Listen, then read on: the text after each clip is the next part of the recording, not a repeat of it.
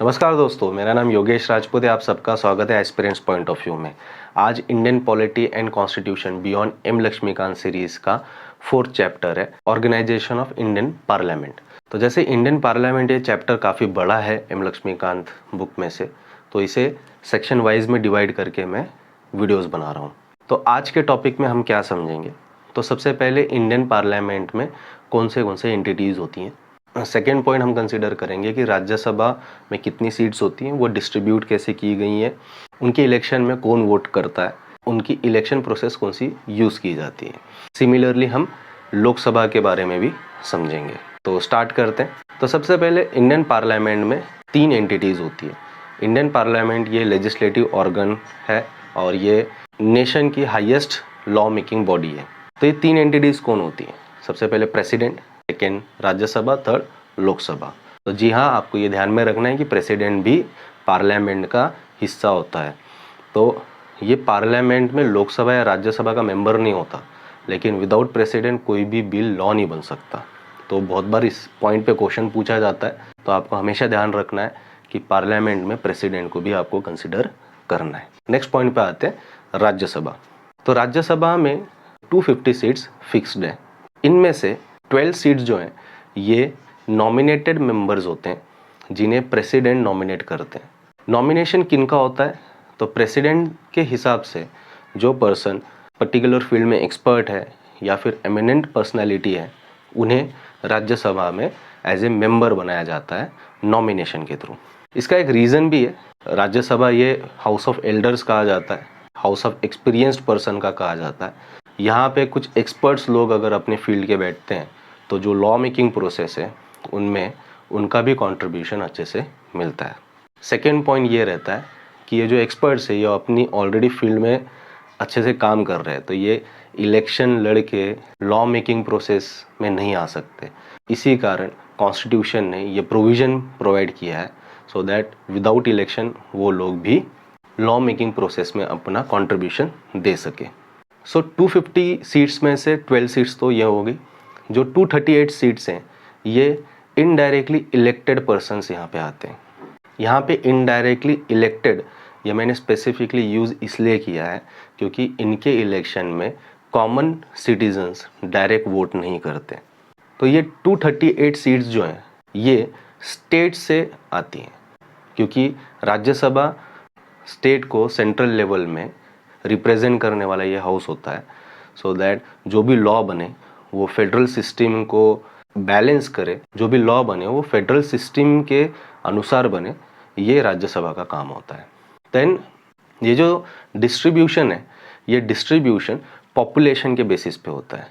तो जिस स्टेट की पॉपुलेशन ज़्यादा है वहाँ से ज़्यादा राज्यसभा के मेंबर्स इलेक्ट होते हैं। स्टेट्स के अलावा 2 यूनियन टेरिटरीज़ हैं जहाँ से राज्यसभा की सीट सिलेक्ट होती हैं, पुडुचेरी एंड दिल्ली।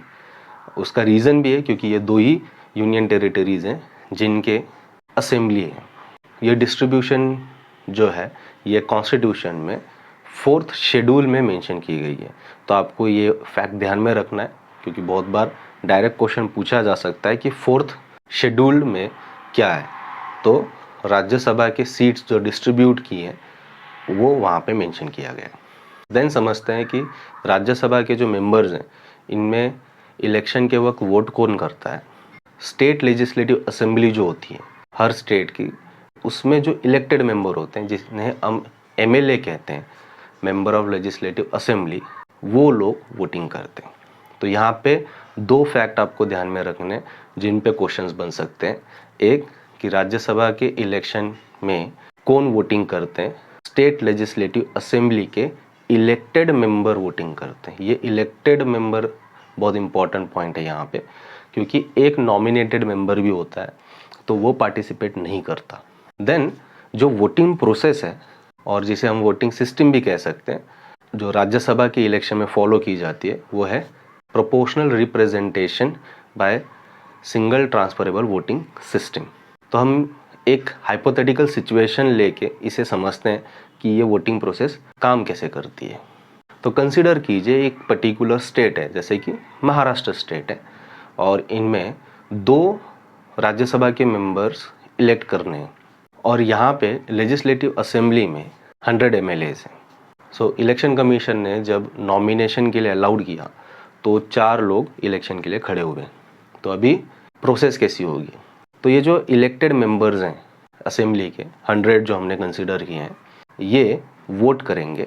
वोटिंग के वक्त क्या होता है कि 4 लोग हैं इलेक्शन में खड़े हुए, तो जो वोटिंग का पर्चा रहेगा उसमें चारों का नाम रहेगा और इन्हें अपना प्रेफरेंस देना है कि फर्स्ट कौन, सेकंड कौन, थर्ड कौन एंड फोर्थ कौन। ठीक है, अगर पहला नहीं जीता तो दूसरा ये होना चाहिए, दूसरा नहीं तो तीसरा ये, नहीं तो चौथा ये। ठीक है, सो एक ही टाइम पे चारों को वोट अपने प्रेफरेंस के हिसाब से वो पर्टिकुलर MLA देता है। तो ऐसे सबने अपने वोट्स होने के बाद काउंटिंग होती है। तो काउंटिंग में सबसे पहले काउंट किए जाते हैं जो फर्स्ट प्रेफरेंस के वोट्स होते हैं। तो सपोज हाइपोथेटिकली 26 मेंबर्स ने A को फर्स्ट प्रेफरेंस दिया है, 25 मेंबर्स ने B को फर्स्ट प्रेफरेंस दिया है, 25 मेंबर्स ने C को फर्स्ट प्रेफरेंस दिया है एंड 24 मेंबर्स ने D को फर्स्ट प्रेफरेंस दिया है। तो अब क्या करेंगे कि जो सबसे कम फर्स्ट प्रेफरेंस वाला पर्सन है उसे कंपटीशन से निकाल देंगे। तो यहाँ पे जो D है ये कंपटीशन से बाहर हो जाएगा। तो अभी क्या होगा कि जो D को जो 24 MLAs ने फर्स्ट प्रेफरेंस दिया था उन्होंने सेकंड प्रेफरेंस दिया है और ये तीनों में से कोई तो होगा ही उसमें। तो क्या किया जाएगा कि वो सेकंड प्रेफरेंस काउंट किए जाएंगे।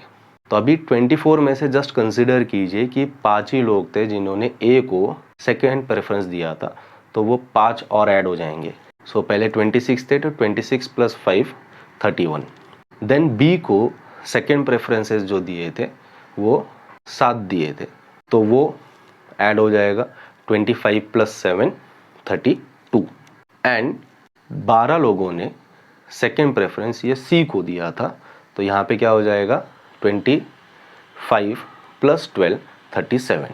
तो अभी आप देख सकते हैं कि जो C है इसके 37 वोट्स हो गए, जो B है इसके 32 वोट्स हो गए और जो A है इसके 31 वोट्स हो गए।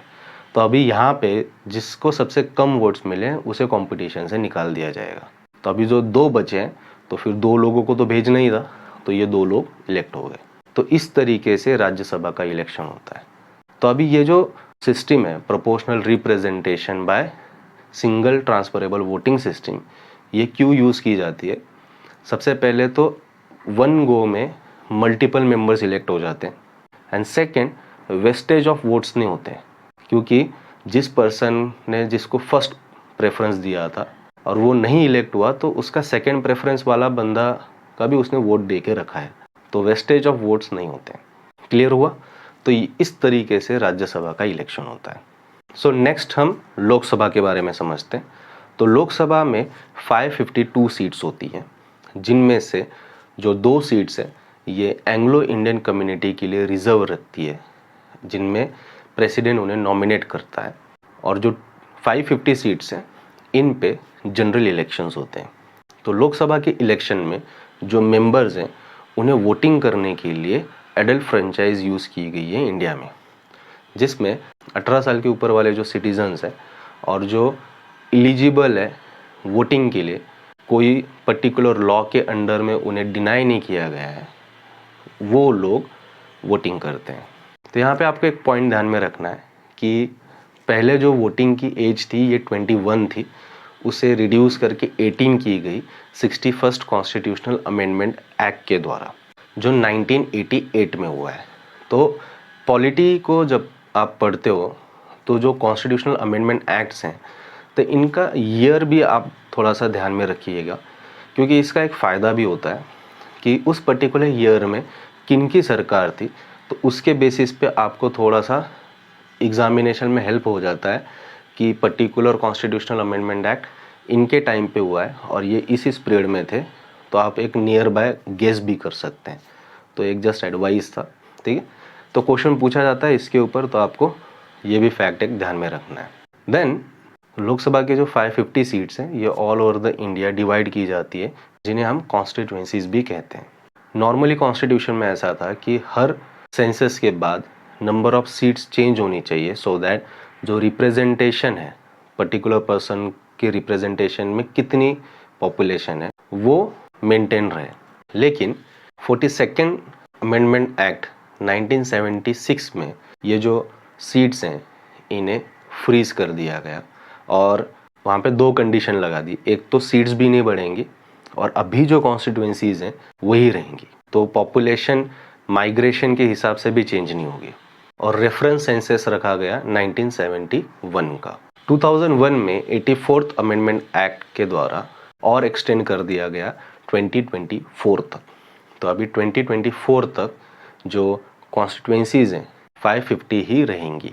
लेकिन इसमें एक चेंज लाया गया, पॉपुलेशन डायनामिक चेंज होता है माइग्रेशन की वजह से, तो जो कॉन्स्टिट्यूएंसीज हैं, जो सीट्स हैं वो तो 550 ही रहेंगी, लेकिन जो पॉपुलेशन है उसका एवरेज कंसिडर किया जाएगा।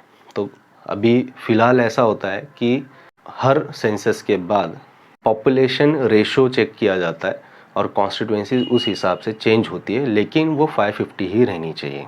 2024 के बाद ये नंबर चेंज होगा, वो अभी हम फ्यूचर में हमें पता चलेगा। और उसी कारण जो पार्लियामेंट का नया कंस्ट्रक्शन हो रहा है वो हम बोल सकते हैं। तो यहाँ पे वोटिंग प्रोसेस कौन सी है, तो उसे कहा जाता है first pass the post system. ये सबसे simple way of voting system है, जिसमें पर्टिकुलर कॉन्स्टिट्यूएंसी है, वहाँ पे सपोज तो एक हाइपोथेटिकली हम कंसिडर करते हैं कि 4 लोग इलेक्शन के लिए खड़े हुए हैं और जो नंबर ऑफ वोटर्स हैं वो 100 ही हैं। यहाँ पे क्या होगा कि हर वोटर को किसी एक को चूज़ करना है। जस्ट कंसिडर कीजिए कि मिनिमम टू मिनिमम कैसे रिजल्ट हो सकता है। अगर ए को 26 वोट्स मिले, बी को 25, सी को 25 एंड डी को 24, तो ए विनर बनता है। लेकिन यहाँ पे वेस्टेज ऑफ वोट्स बहुत ज़्यादा है, क्योंकि सिर्फ 24 लोगों को लगता है कि वो उनका लीडर होना चाहिए और 74 लोगों को लगता है कि ये नहीं रहना चाहिए। तो ये वेस्टेज ऑफ वोट इसमें बहुत ज़्यादा होता है, लेकिन ये सबसे सिंपल प्रोसेस होती है, तो इसीलिए इसे यूज़ किया गया। और इसके रीज़न भी हैं, जैसे कि जब इंडिया इंडिपेंडेंट हुआ था उस वक्त सिचुएशन ऐसी थी कि उसके पहले कभी डेमोक्रेसी हमने टेस्ट नहीं की थी। तो इलेक्शन होंगे, वोटिंग्स करेंगे, कॉमन मैन जाके लाइन लगा के वोटिंग करेंगे, ऐसा कुछ था नहीं। तो ये फर्स्ट टाइम इंट्रोड्यूस होने वाला था। सेकेंड था कि तब जो एजुकेशन लेवल थी, लिटरेसी लेवल थी लोगों की, वो बहुत ही कम थी। तो एक सिंपल सिस्टम रखनी चाहिए सो दैट लोग कंफ्यूज ना हो, और इसलिए first pass the post system हमने यूज़ की। तो लोकसभा के बारे में एक और इन्फॉर्मेशन है, यहाँ पे रिजर्वेशन रहता है। तो सबसे पहले रिजर्वेशन 10 साल के लिए था, देन रिस्पेक्टिव कॉन्स्टिट्यूशनल अमेंडमेंट करके उसे 10-10 साल से बढ़ाया गया एंड फाइनली 2020 में 104th कॉन्स्टिट्यूशनल अमेंडमेंट एक्ट आया, जिसने इसे 2030 तक अभी एक्सटेंड कर दिया है। तो ये जो रिजर्वेशन है, तो ये रिजर्वेशन का कोई फिक्स परसेंटेज नहीं होता है। पास्ट सेंसस के हिसाब से जो पॉपुलेशन है उसका रेशो काउंट किया जाता है कि टोटल पॉपुलेशन में से कितने एससी कैटेगरी के पॉपुलेशन है, और वो रेशो के हिसाब से फिर 550 में से उतने सीट्स एससी कैटेगरी के लिए एंड रिस्पेक्टिवली एसटी कैटेगरी के लिए रिजर्व की जाती है। अगर कोई मेंबर एससी और एसटी है तो यहाँ इलेक्शन में प्रोसेस में क्या रहता है कि पर्टिकुलर कॉन्स्टिट्यूएंसी को डिक्लेयर किया जाता है कि ये रिजर्व्ड है एससी और एसटी के लिए। तो वहाँ पे जो इलेक्शन के लिए खड़े रहेंगे वो कैटेगरी से बिलोंग करने चाहिए, लेकिन जो वोटिंग करने वाले लोग हैं वो कॉमन ही रहेंगे।